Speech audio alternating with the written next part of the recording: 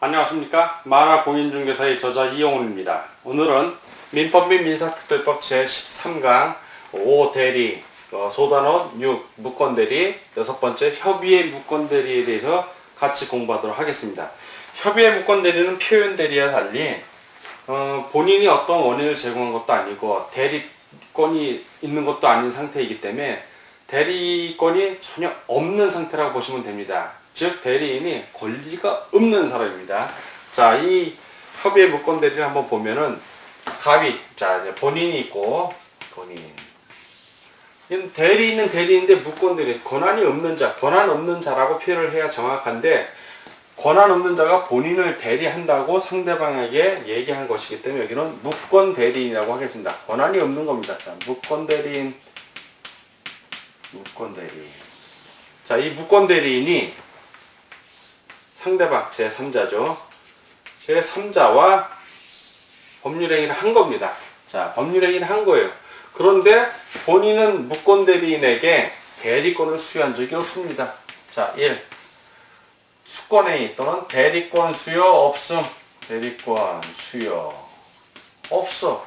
그런데 이 무권대리인이 본인의 대리인이라고 속된 말로 뻥친다고 그러죠. 뻥치고 대리행위를 한 겁니다.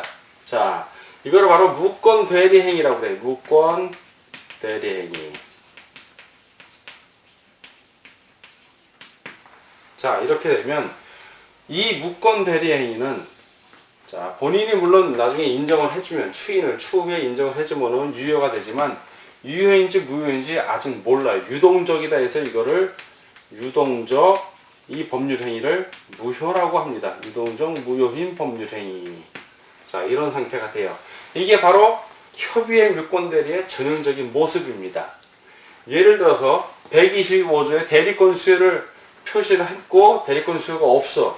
근데 이 제3자가 악의, 즉 무권대리라는 걸 알고서 했다는 걸 본인이 입증하면 그게 바로 협의의 무권대리가 되는 거예요. 그 경우도.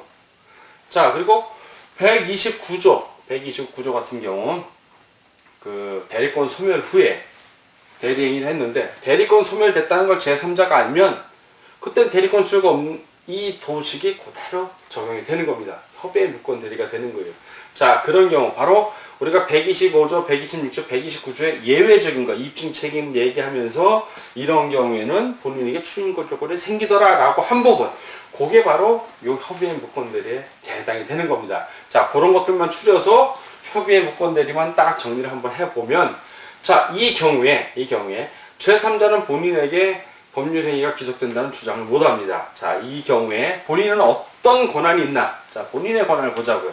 첫 번째, 추인권이 있어요. 본인은 추인을 할 수가 있어. 왜 그러냐면 대부분 이 무권대리인이 본인하고 전혀 상관이 없는 사람들이 아니야. 보면 아버지, 아들 이런 경우가 많아. 아버지 재산 멀리 팔아먹은 경우, 남편, 아내가 남편 인간 가져다가 몰래 팔아먹은 경우, 이런 경우가 많아요. 그래서 할 수 없이 추인을 해. 나중에 보면.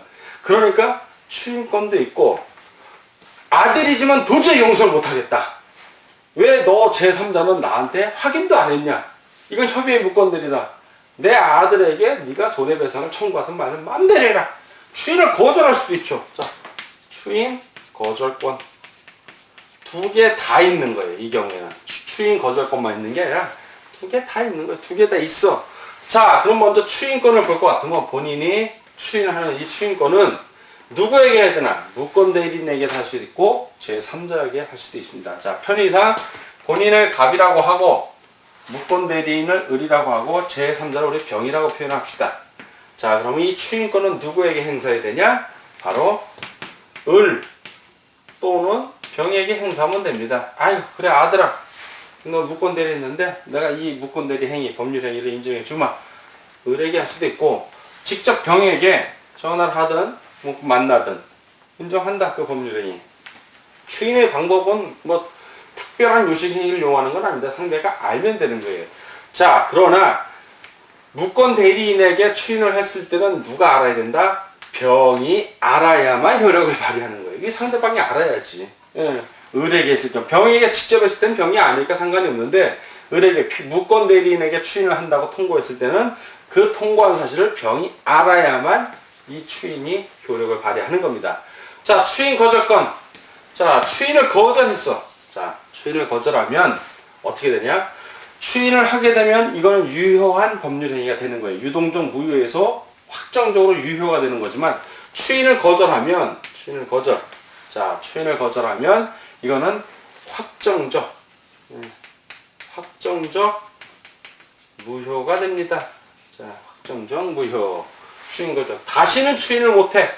추인을 이미 거절을 했으니까. 자, 추인권 같은 게 추인을 하게 되면 무건대리 행위시로 올라가서 소급해서 유효가 되는 겁니다. 유동적 무효지만. 그러나 추인을 거절하면 그 순간 원래 유동적 무효니까 확정적 무효가 되는 거예요. 자, 본인에게는 요 두 가지 권리가 있다는 걸 아시고. 자, 그러면은 이 사람은 좀 대리권이 없는 사람이니까 이 사람에게는 어떤 권한이 있는 게 없어요. 자, 이제 제3자 입장에서는 제3자는 표현대리하고 비슷해요. 최고권. 재촉하는 거죠. 이거 추인해 달라고 재촉하는 거야. 난 이 법률행위를 했는데 이 무건대리인하고 당신하고 법률행위를 한 거니까 이거를 좀 추인해 주시오. 최고권. 최고권은 선이든 악이든 다 인정을 돼요. 선, 악 모두 인정이 되는 권리야. 최고권은. 왜? 재촉하는 행위니까. 악이어도 상관이 없어. 그러나 거절권, 철회권. 자, 표현대리에서는 철회권, 표현대리 철회권이 선의는 인정이 돼. 무건대리. 악의는 인정이 안 됩니다. 철회를 할 수가 없어. 악의인 경우에는. 표현대리에서는 다 철회권이 인정이 돼. 근데 표현대리에서는 항상 주의하실 게 선의이고 무과실이 추정이 돼. 즉 선의인 경우야 다 표현대리에서 이 철회권이라는 건. 자, 표현대리에서 만약에 그가 악의가 되는 순간 무건대리가 되기 때문에 그 사람에게는 철회권이 없는 거예요. 악이라는 게 밝혀지는 순간. 그러니까 무건대리 역시 그냥 이렇게 무건대리인 경우에는 선의인 경우에만 처리를 할 수 있는 거고 악의인 경우에는 처리할 수가 없어요. 표현대리 역시 표현대리는 다 선의로 추정을 해주기 때문에 철회권이 있지만 악의인 경우에는 협의의 무건대리가 돼서 철회권이 없습니다. 자, 철회권. 자, 이 철회권은 선의인 경우가 있는데 자, 무건대리 시 이 철회권은 철회를 하면 본인은 추인을 못해요. 이미 무효가 됐기 때문에. 결국 이 철회권과 추인권은 먼저 행사하는 사람이 앞서는 거예요. 권리가 추인권은 유효하게 만드는 거고 철회권은 무효로 만드는 거니까 둘이 부딪혔을 때는 빨리 행사하는 사람이 이기는 거예요. 이 사람이 먼저 처리를 해버리면 선의인 경우에 그러면 이 무건대리는 무효가 되는 거고 대신 무건대리인에게 손해배상을 청구하면 되는 거예요. 본인하고는 상관이 없어. 그러나 본인이 먼저 추인을 해버리면 이거는 확정적 유효가 돼서 유효한 법률행위가 되는 겁니다.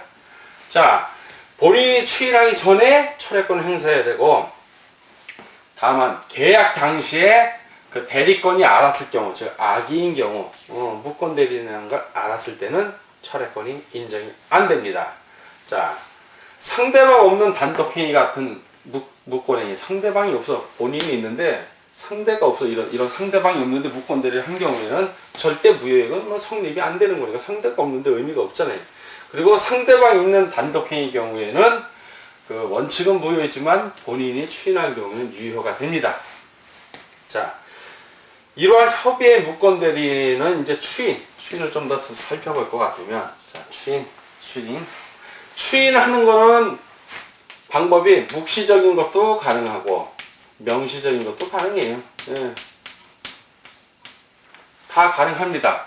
예를 들어서 본인이 무건대리인이 본인의 물건을 팔았어. 매매를 한 계약을 한 경우에 본인이 제3자로부터 대금을 수수하면 추인한 겁니다. 그럼 묵시적이지만 추인한 거예요.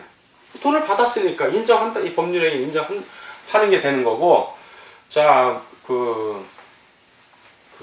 예를 들어서 무건대리 행위를 하고 그 이후에 본인이 집을 넘겨주기 위해서 제3자에게 자기가 갖고 있는 권리증을 넘겨준다면 인감증명서와 등기권리증 이런 거를 넘겨준다는 얘기도 추인을 했다는 겁니다. 그건 행동으로서 보여준 거예요. 나중에 이건 법정 추인에 나오는데 이행을 하면 추인한 거야. 그럼 법에서 아주 추인한 걸로 인정을 해버리는 거예요. 설사 추인한다는 말을 안 하더라도 추인을 한 걸로 해버립니다. 그게 바로 묵시적인 경우. 자, 이렇게 되고, 자, 요러한 상황 아래에서 본인이 무권 대리인을 상속하는 수가 있어요. 자, 본인은 아들이고 아버지야. 아버지인데 아버지가 아들 재산을 판 거야. 이럴 수 있어요. 자, 이런 상황이라 설정을 하고, 반대의 경우도 있을 수 있고, 그 아버지가 돌아가셨어. 본인이 무권 대리를 상속을 한 거야. 자, 이렇게 상속을 했어. 상속. 자, 이 경우에 본인은 어떻게 될 것인가? 자, 본인이 무권 대리를 상속한 경우에는 이 권리는 그대로 유지가. 원래 본인의 입장이 변한 게 없잖아. 계속 본인이잖아. 추인할 수도 있고, 추인 거절할 수도 있고. 자, 근데 이제 입장이 바뀌었어. 갑이 돌아가셔서 이쪽이 아버지고 이쪽이 아들이야. 이렇게 상속을 했어. 상속. 자, 무권 대리인이 본인이 된 거야. 무권 대리인이 본인이 됐다고 해서 본인의 권리를 가져오는 게 아니라 애초에 무권 대리인이었잖아. 이쪽은 추인만 할 수 있어. 추인만. 거절을 못해 여기는. 이렇게 상속했을 때는. 왜? 본인이 법률행위를 하려고 작정을 한 사람이기 때문에 거절을, 내가 본인을 상속을 받았으니까 추인 거절 것도 내가 상속 받았습니다 라고 제3자에게 주장할 수가 없는 거예요. 이 경우는 본인은 법률행위를 하려고 작정을 한 사람이니까 오로지 추인 것만 상속을 받는 거예요. 상식적으로 이해를 하면 됩니다. 자, 무권 대리에서의 그 본인의 추인권, 추인 거절권 보면 표현 대리 같은 경우, 자, 표현 대리 같은 경우는 본인은 추인권만 인정이 돼. 네, 추인권. 그러나 협의의 무권 대리에서, 자, 협의. 지금 오늘 배운 이 협의의 무권 대리 같은 경우는 협의의 무권에서는 본인이 추인권 플러스 추인 거절권 두 개 다 권리를 행사할 수 있다는 게 중요한 겁니다. 자, 표현 대리하고 협의의 무권 대리를 우리가 쭉 배웠는데 다시 한번 쭉 정리를 한번 해봅시다. 자, 표현 대리는 자, 본인이 있고 대리인이 있습니다. 대리인. 그리고 제3자 상대방입니다. 대리에서의 제3자는 다 상대방이 되는 거예요. 표현 대리는 세 가지가 있죠. 이런 관계에서 표현 대리는 첫 번째 125조 대리권 수여를 한 경우 표현 대리. 자, 126조는 월권을 한 거예요. 129조는 소멸했을 때, 이건 소멸. 자, 125조는 수여. 125조는 정작 법률행위를 할 때 월권. 법률행위 이전에 이미 소멸을 한 거야. 대리권이 소멸. 요게 표현대리예요. 다만 표현대리 같은 경우는 입증 책임을 본인 행위. 자, 입증 책임 누구에게 있다? 입증 책임 본인에게 있고. 126조 월권 같은 경우 정당한 이유, 그 대리권을 넘어선 부분. 자, 그거에 대한 입증 책임 누구? 요때는 제3자 상대방에게 있고. 자, 소멸 후의 대리권 똑같아. 125조하고 이때 입증 책임 누구에게? 입증 책임 본인에게. 이걸 입증을 못하면 표현 대리가 성립이 되는 거고, 만약에 본인이 입증을 했어. 그리고 이쪽 제3자가 입증을 못했어. 그리고 이쪽에 본인이 또 입증을 했어. 이러면 협의의 무권 대리가 되는 거예요. 그때는. 자, 표현 대리에서는, 자, 이러한 표현 대리에서는 본인에겐 무슨 권리가 있다? 추인권만 있을 뿐이에요. 거절을 못해. 본인이 원인을 다 제공을 했잖아. 표현 대리, 대리가 있는 것처럼 표현한 거야. 실제는 무권 대리임에도 불구하고 본인이 원인을 제공했어. 대리권이 있는 것처럼. 본인에겐 거절권이 없고 추인권만 있고, 만약에 입증을 다 해낸다면, 입증을 다 하고 이쪽이 월권 행위를 입증을 못한다면 그때는 추인 거절권이 발생해. 왜? 협의의 무권 대리가 되니까요. 그때는. 자, 이 경우에서 자, 표현 대리가 성립된 상황에서는 제3자는 최고권. 제3자는 항상 선의이고 무과실이라고 추정을 해주기 때문에 가능한 거예요. 자, 최고권은 선의든 악이든 누구나 다 할 수 있다고 그랬고, 자, 상관이 없는데, 제3자가 선의이고 무과시라고 추정. 선의이니까 뭐 할 수 있다? 철회도 할 수 있다. 철회권. 요 권리가 다 있는 거예요. 자, 표현 대리가 성립했을 때 굳이 선의라는 얘기를 왜 안 써주냐? 선의이고 무과시라고 이미 전제가 돼 있으니까 따로 악이라고는 말을 할 필요가 없는 거야. 악이라고 말하는 순간 그거는 협의의 무권 대리가 되니까. 아, 표현 대리는 제3자는 선의이고 무과시를 추정을 해줘요. 자, 이러한 권리가 있는데 이 철회권과 추인권은 부딪히면 먼저 행사하는 게 이긴다 라고 이해를 하시면 돼요. 자, 그리고 협의의 무권 대리에서는 본인이 입증했든가, 여기서 본인이 입증했든가, 제3자가 입증을 못하든가, 아니면 전혀 대리권 수요가 없는데 해버린 거야. 자, 그게 전형적인 협의죠. 자, 협의의 무권 대리. 네 번째가 되겠지. 자, 지금 그러한 협의의 무권 대리에서는 본인을 보호하니까 추인 거절권도 있더라. 협의니까 철회권은 선의인 경우에만 인정이 되고 악의인 경우에 인정이 안 되더라. 최고권 같은 거는 제 쪽에서 알리는 거야. 이것 좀 빨리 해주셔. 추인해 주셔 하는 거니까 선이든 악이든 상관이 없어. 이건 뭐 선악은 다 최고는 할 수 있는 거예요. 이 최고는 뭐냐면 재촉한다는 뜻의 최자예요. 재촉할 최자. 고자는 알릴 고자야. 알릴 고. 뭐 알릴 거. 고하다. 아랠 고자. 자, 최고 재촉해서 알리는 겁니다. 그러니까 어려운 단어들이 아니니까. 자, 협의의 무권 대리하고 표현 대리는 사실 종이 한 장 차이예요. 종이 한 장 차이지만 그 결과는 어마어마하게 달라. 특히 본인에게 추인권만 있는 경우는 협의의 무권 대리가 되고, 본인이 추인 거절까지 할 수 있을 때는 추인권만 있는 건 표현 대리인 경우고, 두 가지 권리를 다 할 수 있을 때는 협의의 무권 대리가 돼요. 즉 권리 자체가 어마어마하게 차이가 나기 때문에 아주 조그만 차이지만 그 조그만 차이가 협의의 무권 대리냐 표현 대리냐. 핵심은 본인에게 원인이 있으면은 표현 대리고, 본인에게 원인이 없어, 아니면 본인이 원인이 없다는 입증을 해내면 그때는 협의의 무권 대리에서 본인이 보호받는 거고, 본인이 원인을 제공했는데 상대가 악이라는 걸 입증을 못해. 그때는 표현 대리가 돼서 상대방이 보호를 받는 겁니다. 그거만 여러분들이 인식하시면 이 대리에 있어서 시험 문제 제일 많이 나오는 법은 125조, 126조, 129조의 표현 대리 플러스 협의의 무권 대리, 요거는 싹 정리가 되는 겁니다. 그리고 대리에 있어서는 요 사례, 본인, 대리인, 제3자, 이 사례를 위주로 여러분들이 공부를 하셔갖고, 본인이 있고 대리인이 있고, 그리고 그 밑에 제3자가 있고, 또 본인이 있고 대리인이 있고, 대리인이 또 복귀권을 행사해서 복대리인이 있고, 요 관계를 그림으로 이해를 하셔야 돼요. 눈을 감고도 이해하실 정도가 돼야 나중에 여러분들 실전에 임하시든가 실전 문제 풀이를 볼 때 대리행위 관계에 있어서 그러면 대리인과 제3자가 딱 떠올라야 돼. 헷갈리시는 분들은 그 시험지 보면 여백이 있어요. 여백에다가 본인, 대리인, 제3자, 그리고 지문에 갑을병이라고 나서면 갑을병. 예를 들어서 본인을 갑이라고 하면 여기다 갑 써주고, 여기다 을 써주고, 여기 병 써주고, 이렇게 해서 화살표 해갖고 문제를 풀면 기본적으로 여기 표현 대리다 라는 지문이 나오면 추인권, 여긴 최고권, 철회권, 이런 거 딱딱 써주고, 대리인, 표현 대리인 이렇게 딱 표시한 다음에 지문을 읽으면, 지문을 읽을 때 문제가 있고 1, 2, 3, 4, 5 이렇게 지문들이 나오잖아요. 뭐 맞는 것은 틀린 것은 이런 게 나온다고. 요 끝부분에 맞는 것은 틀린 것은 여러분들이 잘 착각을 할 수가 있어요. 그렇기 때문에 항상 쭉 읽어보고 이게 맞으면 왼쪽에 동글뱅이 해.